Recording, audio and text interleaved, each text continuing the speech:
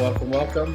It's Sunday, and you know what that means. It's your favorite Illini Feedia podcast. Keep it orange and blue with your main man, Ryan Schroet, and Urbana's finest, Kevin Ducey. What's happening, Kevin?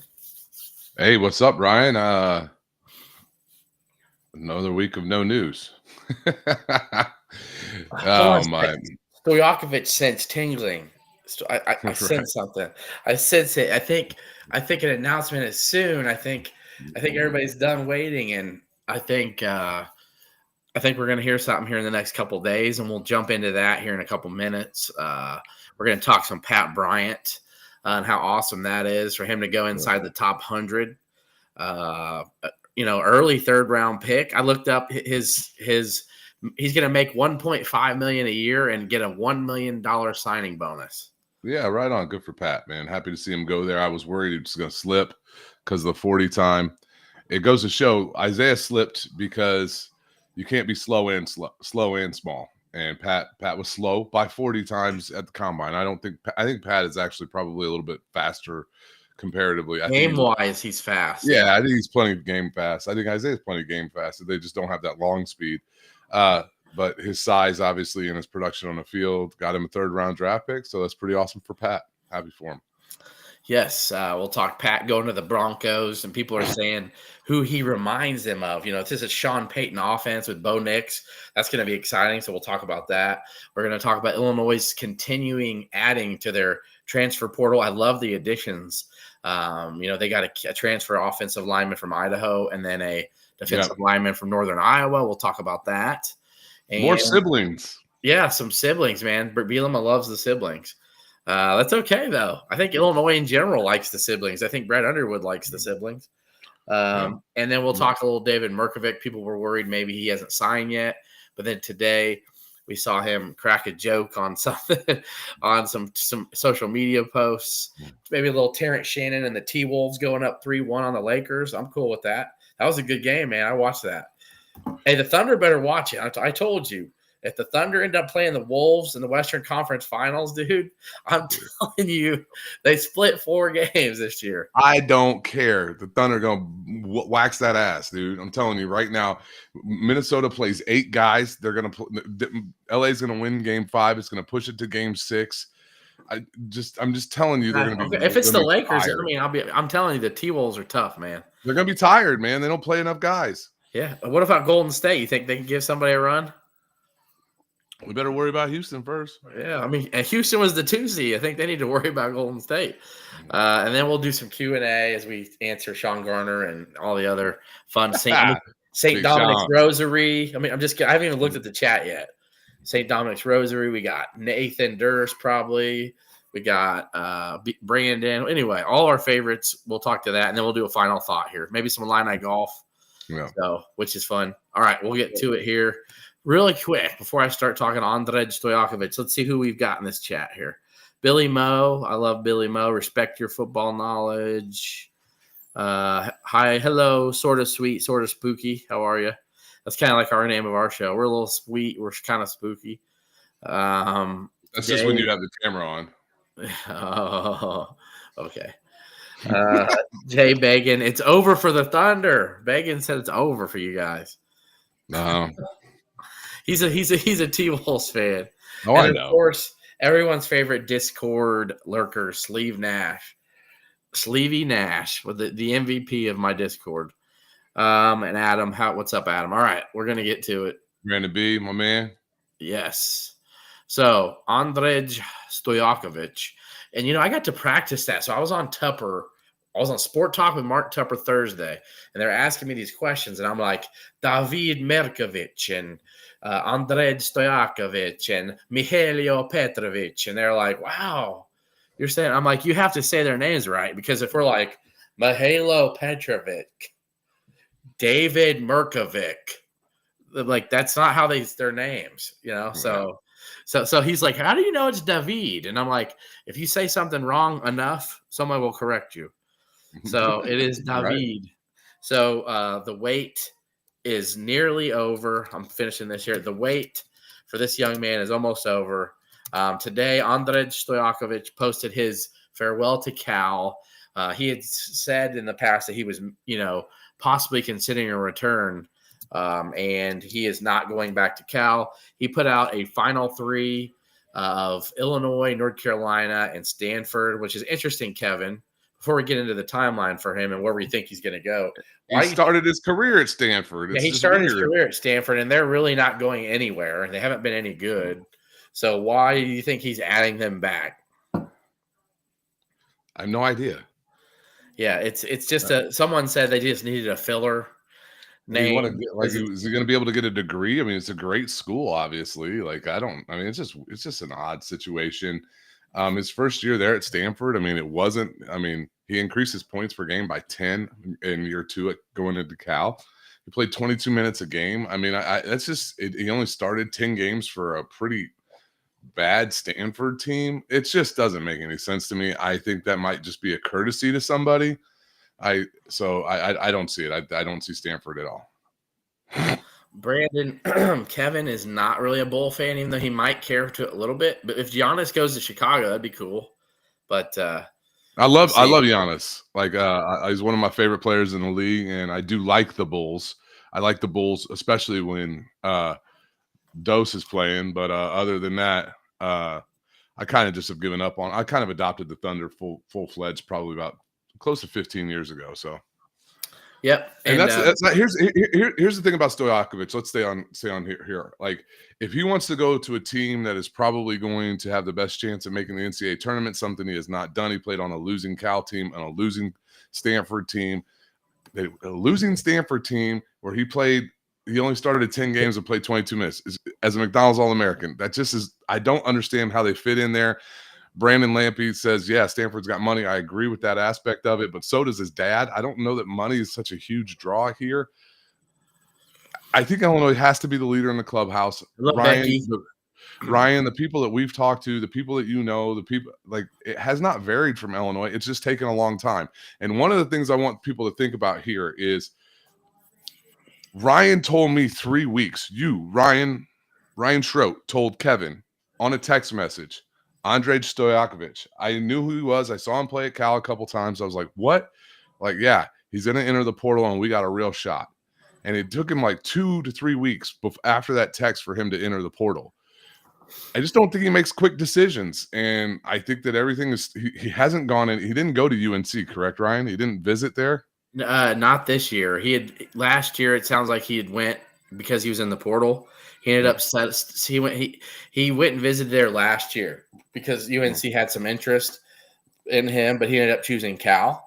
But also Orlando, Antigua, and Kentucky had interest, and so Kentucky had already gotten to know the Antigua and the connection there. Even though he didn't go to Illinois, he still has that familiarity with Illinois and the coaching staff. Really, it's Antigua.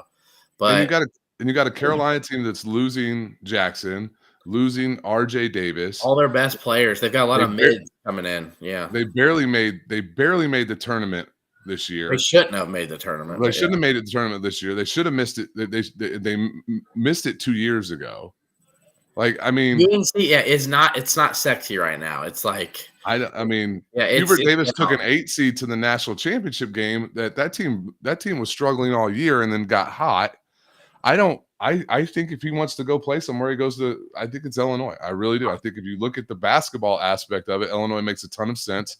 Him playing in a 5-out system with 5s on the floor who can constantly stretch the floor will give him a ton of room to do what he does best, which is drive the ball, back cut. He can play some booty ball. He could shoot well.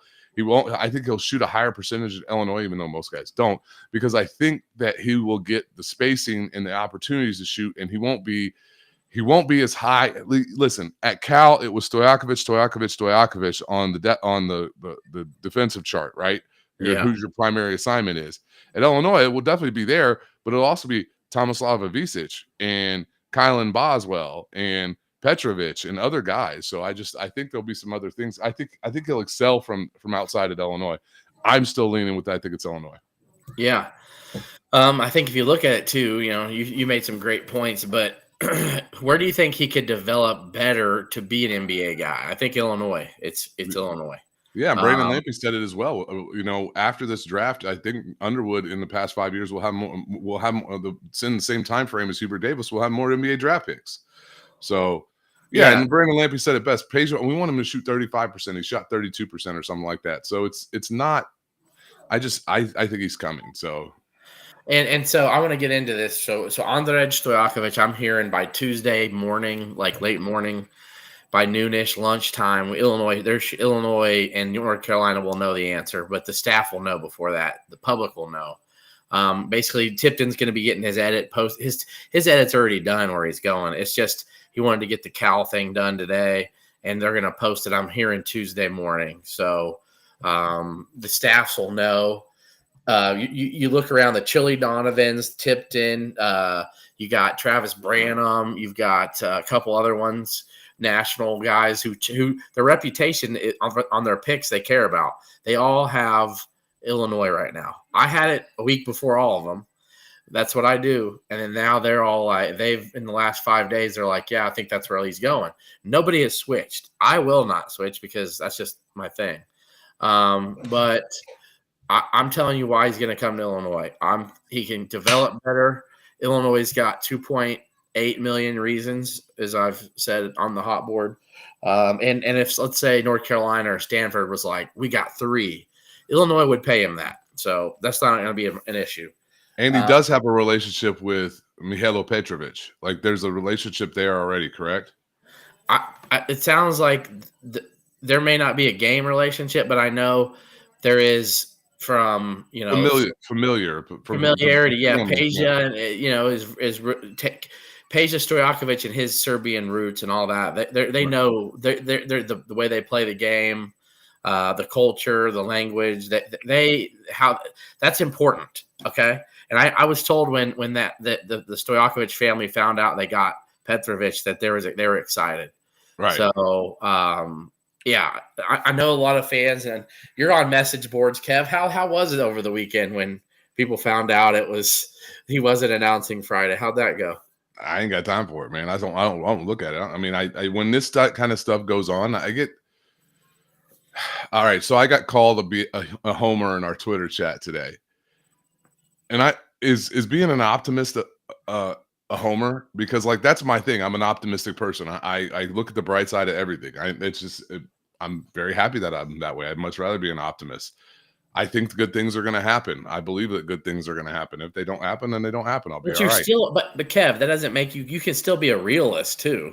That's what I think. I mean, I think I've said that they need to do better in certain areas and do other things differently. And I get frustrated when we don't play well. I get frustrated when we don't land guys. But like sometimes Kevin didn't even want to do a podcast when Illinois played bad. So I was like having to drag him. My feelings are hurt.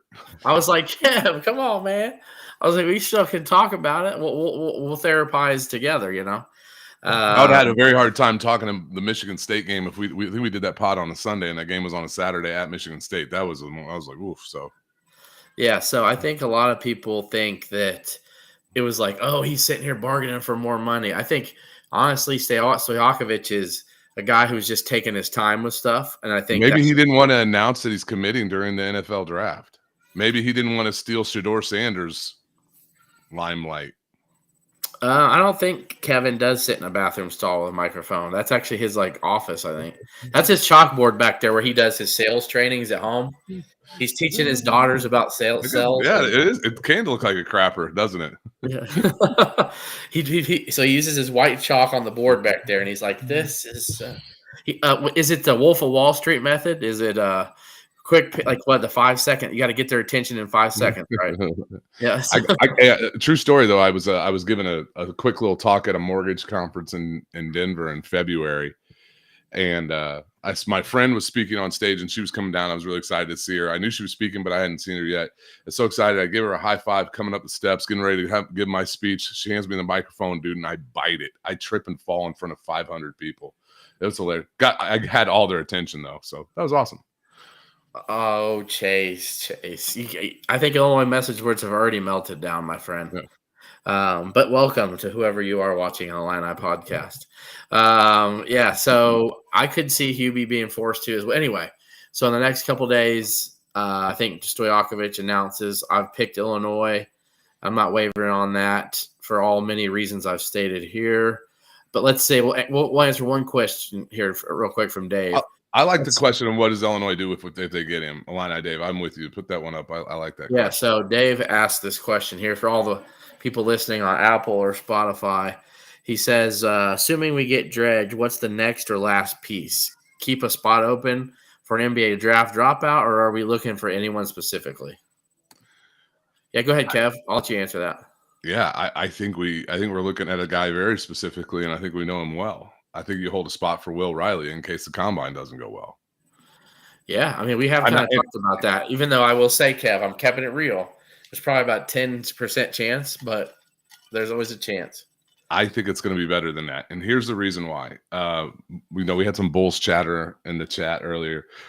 Think about Patrick Williams. What did Patrick Williams do well in college? What did he do better than Will Riley in college? Nothing. But what did Patrick Williams do well? He was 6'9" with arms for days, and he could jump, and he was athletic. There are so many guys that get drafted in the NBA based on pure athletic potential that you have to look at Will and say, Will is going to be a below average athlete, even at 6'8" in the NBA ranks. Okay. And then you look at, okay, well, if you're below average athlete at 6'8", what do you do exceptionally well? Oh, he must be a dead eye sharpshooter. Hold on, Ethan. I'll answer you in a minute. He must be a dead eye sharpshooter. No, he's not. Well, he's got to be exceptionally strong. Obviously, no, he's not. I love Will Riley. I love his game. I think the world of his family. I think that there was things that happened in the Kentucky game where he's going to be guarded by guys like that every time he's going down the floor in this combine, and I think it's not going to look good for him. And anybody who's watched an ounce of the NBA playoffs and knows how physical the NBA playoffs is, that's when it matters. He will get knocked off, and if they allow him to play like that at the combine, he will get knocked off his spot. I think he needs another year of strength. I think he needs a year of dribbling the basketball and running some point. And I'm with Nate Durst. I think it's a better than 10% chance that I think he's going to start getting mocked in the second round, and then Illinois will have to come up with some money because that money's probably allocated for Andrej Stojakovic. But I think that you could talk to donors that, hey, get Will Riley back, we'd do it. So. Jay Bagan, Bobby does not come on here. He's such a big teddy bear sweetheart. He ain't coming on here. And St. Dominic Rosary, you can't. I'll take them donuts, bro. I'll take them donuts. Say St. Dominic Rosary is saying that, like, oh, come on, Ryan and Kev. When I knew when I knew my wife was going to be my wife when I met her. This is not the same thing here. Like, Illinois, he could look at Illinois like his wife, but he doesn't have to come out and be like, will you marry me? Yeah. Like, it's not even been a week. It's been like 4 or 5 days. Relax, man. Like, people are just like jumping off the ledge and being so like losing their minds over this stuff. Yeah, I think you got to read the tea leaves. The only visit was to Illinois. They spent significant time. Peja spent time with Brad at the country club. Like, there's Peja and Brad, they shared a hug and a drink, man. Come on. Yeah, drinking a good red wine. Ethan Browning, our devil dog, one of my favorite Marines. Like, you can deal with a Marine, right? Yeah, just hand him crayons. Oh, don't you? Oh, Ethan's a tough son of a gun. I have no doubt about it. Hey, that's those comments and those jokes are perfectly allowed by those who serve. That's just the deal. If you serve, you're allowed to make exactly. Since you served, you're allowed to say that. Yeah. I wouldn't be caught dead making fun of a Marine. Have we given up completely on Trey Taylor?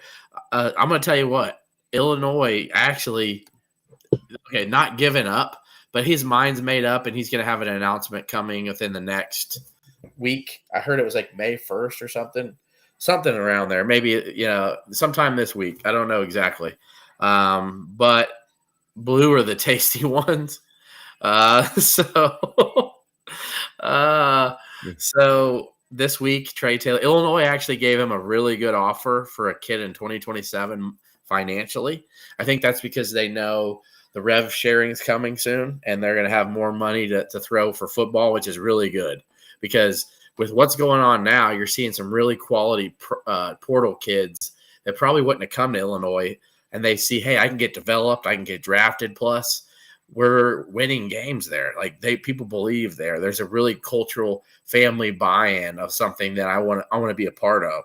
So I think that, guys like Trey Taylor, who, top tier quarterbacks, even though it's in 2027, he's still young, really considered Illinois. And I'm proud of what I was told that they offered him. But where he's going, they offered him twice the amount. So it sounds like that's where he's going to go. If you look at his list, with the rules from Jason, with the rules of foreign players not getting much NIL, I think they have more money than most realize. True. They don't have to have a set amount to pay these Mirkovic, Petrovic, Avicic, even though I know the Avicic brothers together got about $900,000 a piece. That's what I was told. So, yeah. Bobby is 15 mangoes deep, so he can't figure out how to get in. Sounds about right. But just to put a bow on this Illini hoops thing,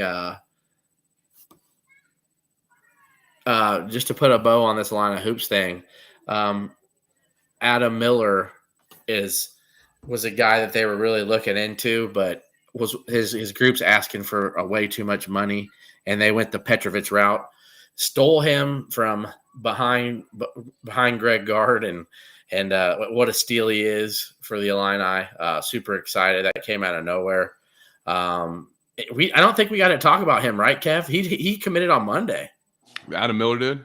No, Petrovic committed Monday. No, we went Monday. We went Tuesday. Okay, that's right. So we did discuss him. I was like, man, we missed him.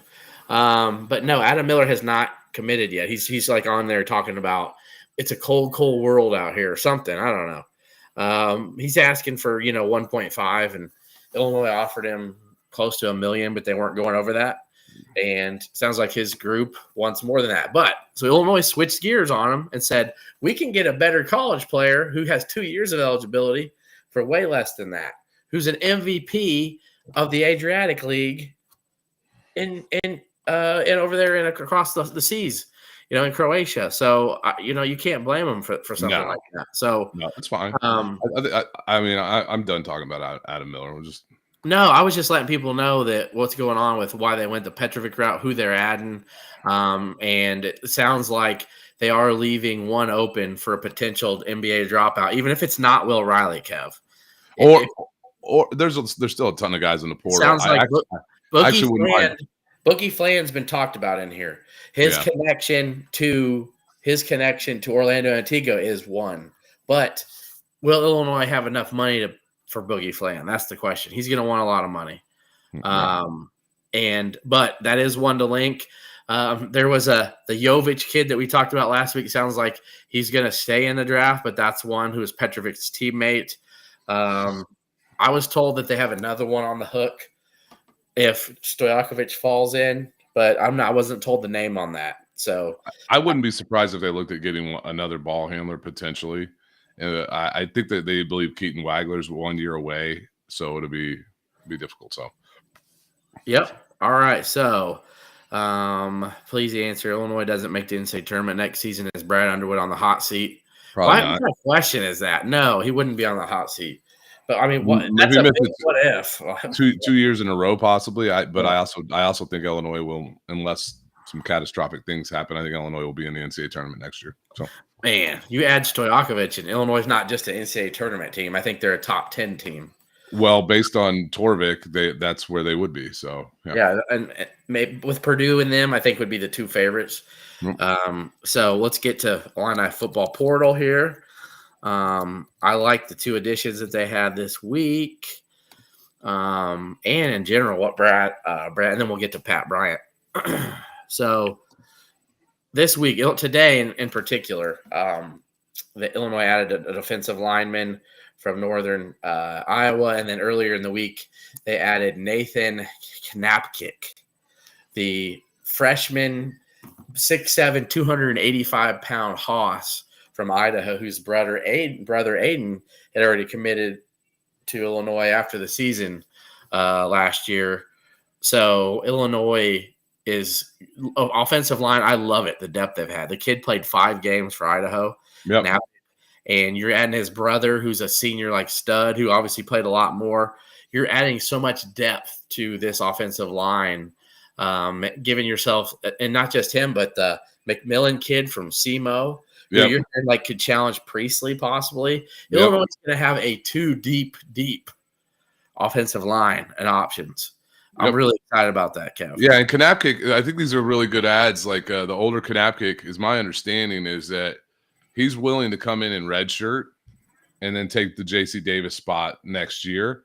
So having more depth behind Davis that is just not Kanapkick or more depth at tackle gives us a huge opportunity to still keep that. So Brett's doing a really good job. Filled the punter need Lucas Asada from North Carolina. Thanks to Lucas Kolbrecki. Appreciate you, my man, on that one. I know, like, sometimes we think like, oh, who cares about punter, but it's a big deal. I remember specifically calling into a call-in show like on WDWS in my early 20s. I was like, I don't care about punter, and they're like, yeah, you do, and they're exactly right.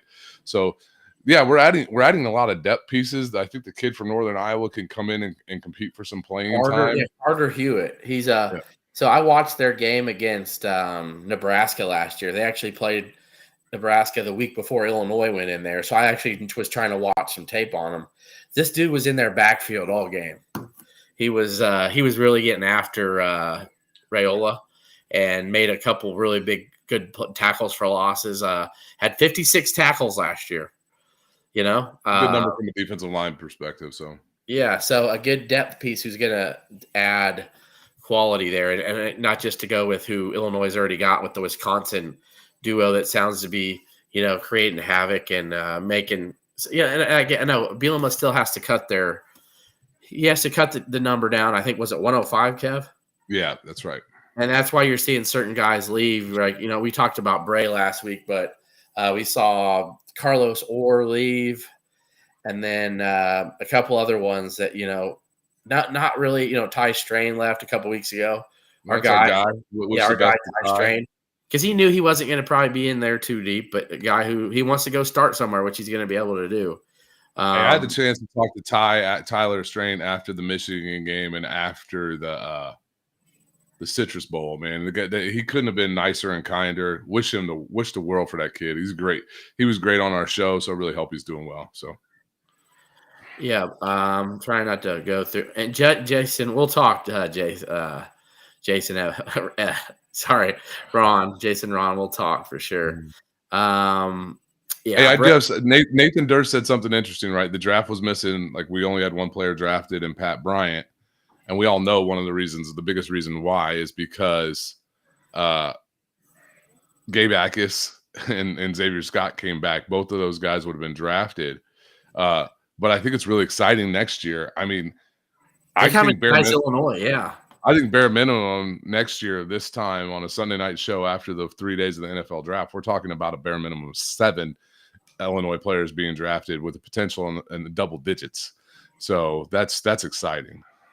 Yeah, and Jason, 105 isn't set. The judge in the House settlement paused the case. Wanting a review on that number. And yes, Brandon, the K-State guy. Jason, right? Yeah. The commit. You talked about the commit, the K-State guy that we could possibly land with Steele. Yes. Safety. Yes. Yeah, sorry. That's what I'm talking about. Yeah. So I posted about him on our Discord. He was a Toledo guy. Jason, I think you know a lot about him. We chatted about him. But he was a Coach Corey Parker guy when he was at Toledo. He was a top, 250. No king. Yeah. Yep. And he chose to go to Kansas State. Parker came to Illinois. I don't think there was room in the class or something like that. And Illinois grabbed Singleton. Then Singleton for 26 left. And then it's like, hey, we got a spot here for a guy. And now we kids are leaving for 26. It's possible that he could come here. So I enjoy. No, guys, Bobby isn't coming here. We've already said this. Bobby does not come on here. He's too good. Welcome to. Yeah, he's too good for our show. Me and Bobby have come to an agreement, Kev. He gives me shit, and I just he gives me shit, but he protects the Discord from outside intruders. So I'm like, whatever. That's my homeboy. He's got 15 mangoes in him. Yeah. So anyway, like the Carter Hewitt ad from Northern Iowa, love what they're doing. They're not done yet. Sounds like possibly the Ball State tight end that they just had visiting might be committing. I know that there's some other. Is that the guy that went to Wisconsin? I don't know if he started his career at Wisconsin or not. I just No, know. no. The kid that was a Ball State transferred to Wisconsin and then left after spring ball, Tanner Arziel or whatever. I'm thinking of the wrong guy. So no, yeah, it's different. It's different. This guy though has got Kansas and a bunch of other Power 5 schools after him, and this would be a really good pickup for not just depth, but just a guy who can catch, a good pass catcher with good size. Yeah, they're loading up with some blocking guys. I think where Illinois at with Arkin, and getting Rusk back into the mix, which is exciting. I'm exciting.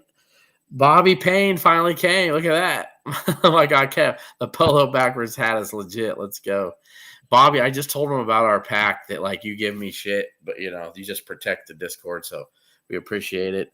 Anyway, we appreciate all the comments from the Discord. If you guys want in the Discord, I update the hot board on there pretty much almost every day. There could be some days where it's just nothing new and I don't update it, but there's a lot of fun with a lot of chatter of Illini fans. Like I said, direct message me about it and I'll send you the link. So I try to keep people updated from podcast to podcast on there. So that's what's going on with Stojakovic. That's what's going on with the Illinois transfer football portal. Let's talk a little bit about Pat Bryant. We owe him about 5 minutes, Kev. Your take on Pat Bryant and him playing for Sean Payton and catching passes from Bo Nix. I think I've heard a couple pro scouts and guys that know a little bit more about football than me say that he reminds them a lot of the Michael Thomas kind of thing that, with Drew Brees and Thomas connection, how he runs his routes, his kind of speed and size is really similar. Your thoughts? I mean, honestly, I think he went where he should go because his on-field speed was not replicated with his 40 time comparatively, right? Pat Bryant, we all know he wasn't a blazer, but he was plenty fast enough to get the job done in the Big Ten. And Lord knows the Big Ten had the second most number of guys drafted. There's plenty of good defensive backs in the Big Ten. He broke their tackles. He was able to shake free of them and find space. He averaged 18 yards a catch. So the red flag with him is that he goes out and runs a 4.61 40, which if he ran a 4.5 540, a 4.5 240, he's clearly a day 2 pick, which he ended up being. I think the Broncos were smart enough to say, hey, listen, we see his tape. I think the Broncos probably reached, to be honest with you. I think they could have got Pat Bryant in the 4th or 5th round because GMs do that stupid shit like they do with Patrick Williams, like I talked about. But I think that Pat Bryant in that system with Sean Payton is a phenomenal fit for him. Cortland Sutton's contract is coming up. I think they got a good quarterback in Bo Nix. I think they're going to be able to design some stuff that will really open up opportunities for him. And I think Pat's going to a situation as a 3rd round pick where they're going to expect him to contribute and they're going to give him an opportunity to play. And Pat does everything well. Pat catches the ball well. He runs routes well. He blocks well. He's a great teammate. And I think all that shit matters when you're trying to get on the field as a rookie. And so I'm really excited for him. I think it's a team on the rise. I think the Broncos are a team on the come. I think Sean Payton's got that team heading in the right direction. They got a really good defense. So it'll be nice to see, hey, listen, like it's like tonight. Terrence Shannon Jr. played 3 minutes, but he played 3 minutes on a playoff team and they're up a couple games. They're up 3-1 in a playoff series, which is really cool for him. You'd like to see Pat Bryant in a situation where he can go catch some balls in meaningful games. So really happy for him. So, and I don't think he could be in a better situation, Kev. No, I don't either. Like a team on the rise, a stud young quarterback who likes to sling it, who's not afraid to throw it. And Sean Payton's going to throw the ball a lot, Kev. And, yeah, absolutely are, yeah. And Pat Bryant has some of the best hands, if not the best hands in the draft. And that was stated by all the scouts. And that's why I think he went as early as he did.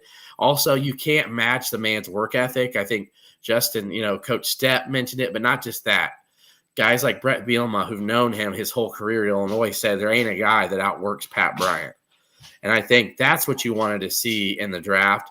I think his attitude also helped. If people don't think a young man's attitude matters, look at Shadur Sanders, okay? If you don't think an attitude matters, Shadur Sanders is number 1 because his talent is clearly in the 1st or 2nd round talent. but you don't drop to the 5th round because of a conspiracy. It's not racism. It's because of his attitude. There were so many game films of him getting in ball boys' faces, talking shit, acting like his shit don't stink. The cocky bravado that you saw all over their social medias, their video vlogs, that rubs off. And let me tell you, that doesn't translate that well in the game in the pro football. Look at Johnny Manziel.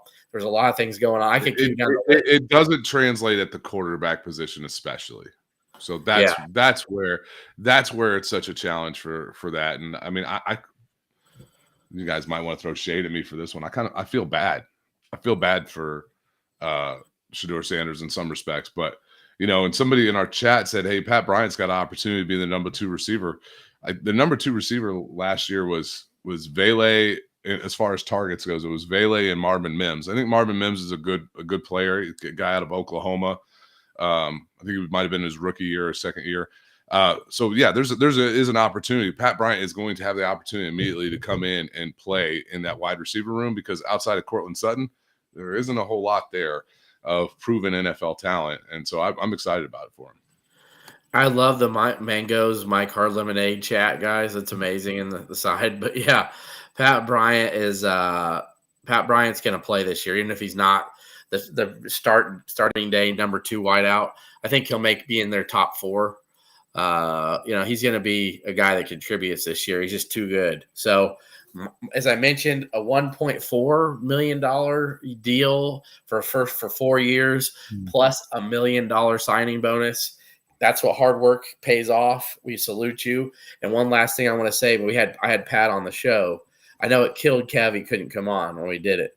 But one of the coolest things that I'm so proud about this podcast is we've got to meet and we've got to talk to some of the coolest people on the show. And Kev's like, hey, we talked to this. Yeah, we talked to a guy who's going to be catching touchdowns, interviewed a guy on this show who's going to be catching touchdowns in the league, from Bo Nix, from a possible Hall of Fame kind of coach like Sean Payton. It's pretty cool. So, they got 2 they got Jerwan Newton too, and it was a free agent. Yeah. So I think he's going to be a sneaky good one. But this is the last thing I wanted to say about Pat Bryant, Kev, before we get to we can do some final thoughts if you have anything ready. But he took more than half less than what he was offered his senior year to stay at Illinois. So I'm not going to give you guys the number he made, but I know he was offered, between $500,000 and $600,000 to go play someplace else, and he said no. So, and he does make less than half of $600,000 at Illinois. So, could you imagine you doing that and anything you did, Kev? Nope. So I want everybody to know that he put his body on the line his senior season, knowing, if I get hurt here, I could have a career-ending injury, and I'm making this much money this year. I could go make $600,000 someplace, but I'm making half of that to be at Illinois.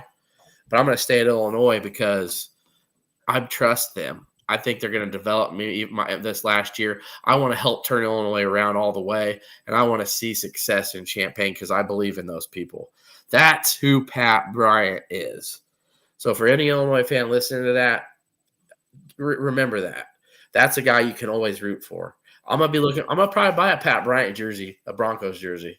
So yeah, I'd like to be able to get up to a game over there too. It's not too challenging for me to get up that way, and I pull for all the guys in the NFL. It's like it's how I'm a Cincinnati Bengals fan a little bit now, right? Or it's hard for me to be a Commanders fan. I don't like the Commanders, but they got a lot of Illini over there. So, and Brandon Lampy, that's a troll account. Don't pay that any attention, man.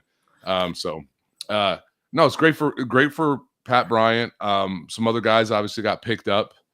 I'm excited. I think T-Rod Edwards has a real chance to make the team. I think Seth Coleman has a chance to make the team. I think Seth Coleman hurting his shoulder when he did was really negatively impacted his draft stock. I think Seth Coleman is going to be that guy that will do anything to get on the field. I really hope Seth can go and shine and make a team, but we'll see. So, and no, Dr. Patel, I do not think that Illinois will get a McCray replacement. Here's what Illinois has in the backfield. Obviously, we've got Fagan, Laughley, And Valentine, I guess that Khalil has been really special in spring.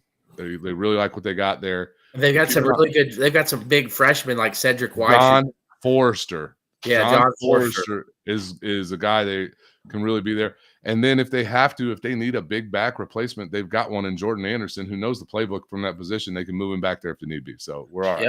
Yep. Love it. So we're going to get to final thoughts here. Kev, Illinois golf today. Close. I'll let you. We can kind of go off together. I don't really have tons more different. I mean, I know Illinois baseball took 2 out of 3 from Purdue, but then got skunked today. But yeah, so they were up 3-1, Kev, in the 3rd inning. I turned it off, and then they lost 20-5 or something like that, or and then 20-5. Yep. So something crazy. Yeah. Illinois. It really sucked for Illinois baseball is that Purdue's a bottom dweller in the Big Ten. That hurts their RPI. Yeah. Illinois has Rutgers and Ohio State coming up, and Bradley as 3 of their 4 series left. And all of those, they could win all those games. And then they got UCLA, which could really help the RPI. Today's loss hurt. No, but you're right. Ryan, golf this weekend was really pretty interesting. So to give a little bit more dynamics to it is Ethan Wilson has been in the top 5 all year. This tournament, Mike Small made the switch to put Jake Birdwell into his top 5. And Jake Birdwell ended up finishing 3rd, tied for 3rd in the Big Ten championships. The kind of cool story behind that is I got a chance to walk with Jake and his dad at Greyhawk in 2023 in the national championships. And great kid, great dad. Just like I was just pulling for him. I've been pulling for him all year. He played his tail off, had a phenomenal birdie on 17, and had a tough 12-footer that would have given Illinois a co-championship. It wouldn't have been a playoff. They missed it. But other than that, the team, Ryan Voice, I don't know how to say his last name, played really well this weekend. Max Hennerdine had a great Friday and did not play well the rest of the weekend. Jake Buchanan did not play well all weekend. I felt bad for the kid. I guess Robert Rosenthal was there, said he had tears in his eyes afterwards. He felt like he let the team down. Hopefully it fires him up for the NCAA championships. We'll be hosting at Atkins. But man, it was I found out that Trey Marion didn't play well all week. We had 3 of our 5 guys didn't play well. What's that? They have a couple youngsters besides. Trey Marion and Jake Birdwell, 2 freshmen that were playing this weekend, and then Hennerdine's a sophomore. Voice is a junior. So yeah, it just they came up short. The conditions today were really difficult. Brutal. Were brutal. The hole 15, a par 3, would have given pros all they wanted, especially with the wind. I mean, Jake Birdwell, to tell you how bad the wind was, Jake Birdwell's final drive on 18, 496-yard par 4, left him 96 yards into the hole. He hit it 400 yards. That's how hard the wind was blowing. So Mike Small. I thought it was Happy Gilmore, bro, on that one. Dude, when they showed like from behind the hole where the ball rolled, I was like, oh my goodness. So that was tough. It's they haven't lost too many Big Ten championships. I think this might be 2 in a row. They got to go out there. Illinois will step up and perform in the regionals. I'm fairly confident. Home course advantage will be a big deal. Illinois should make the final 30 NCAA championships in California this year. Whether or not they can get to another year of match play, I don't know. I think that this team's future is really, really bright, but this year's a little tough on them. So, so I'm still learning some about golf, and I found out that you can use 4 of the best 5 players' scores to, for the team totals, and they had 2 guys that were just brutal.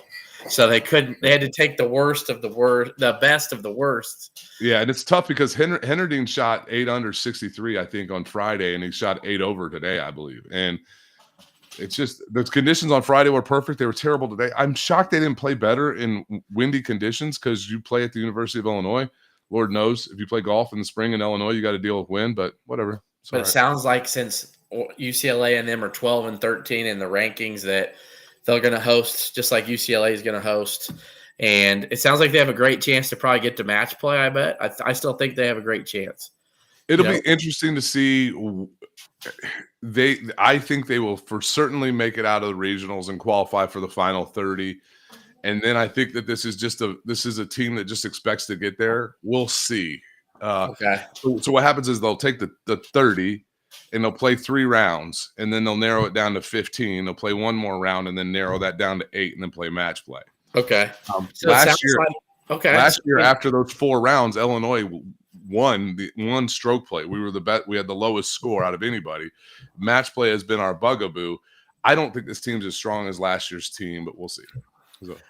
It's a baker's rack, Bobby. There's your answer. I answered your question. So there you go.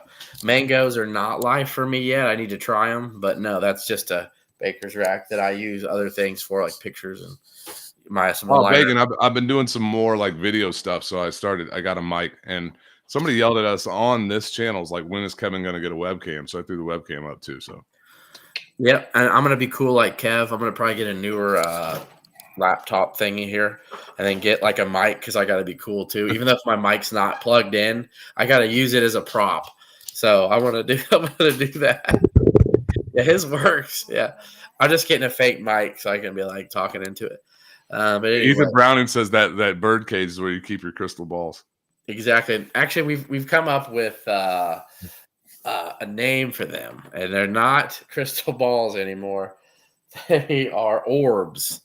They're Mythical my oracle orbs. Yes, oracle orbs. Yeah, but they're my oracle orbs. So because everybody has orbs and crystal balls on the Discord, and everyone's an insider, and I'm like, listen, I gotta decipher mine a little bit more than yeah. So Jade needs me to talk about if they're educated guesses, and they're not locks anymore. Even though Ethan Browning wants me to make them locks, I'm like, no. Because then people can give you even more shit because a lock's a guarantee. So, and about those crystal balls, this is the last thing I'm saying before we get off here. They want to get on my dicks and sellers miss.